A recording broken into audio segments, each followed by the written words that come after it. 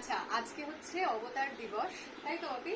আজকের হচ্ছে কি সাধনা আরাধনা মহোৎসবের শেষ দিন, তার কারণ আজকের অবতার দিবস। হ্যাঁ, অবতার দিবস আজকে অবতারত্ব হয়নি, আজকে বাবা আজকে দেহ ছেড়ে আজকে আমাদের অবতার বিশ্ব ব্রহ্মাণ্ডে আজকে লীন হয়ে গেছে। এটা এটা বাবা বলতে এখানে সত্য সাই বাবার কথা সত্য বলা সাই বাবা, হচ্ছে। দ্যাট ইজ কল্ড কসমিক, ইংলিশে যেটা বলছে কসমিক। আচ্ছা, তো বাপি আজকে মানে এই দিনটাকে সেলিব্রেট করার জন্য মোটামুটি 4 জনকে খাবার দিয়েছে আর 3 জনকে বসে খাইয়েছে, টোটাল 7 জন।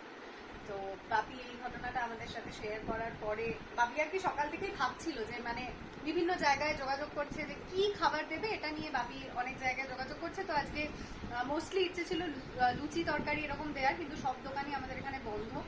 তো ভাই এই আইডিয়াটা দিয়েছে যে ভাত ডাল তরকারি ভাজা এরকম একটা দ্বীপ্রাহরিক খাবার যদি দেওয়া যায় সবাইকে।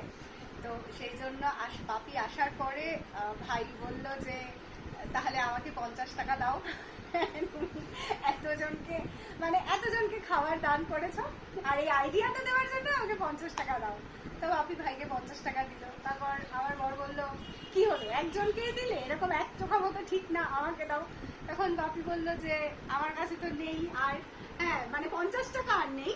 তো ভাইয়ের তারপর তার বড় ছেলের জন্য বাপির ব্যাগ থেকে বেরোলো হচ্ছে 20 টাকা, মানে খুঁজে না, কিন্তু মানে প্রথমে 50 টাকা বেরিয়েছে, তারপর 20 টাকা বেরিয়েছে। তো যেটা হাতে এসছে বাপি সেটাই দিয়েছে।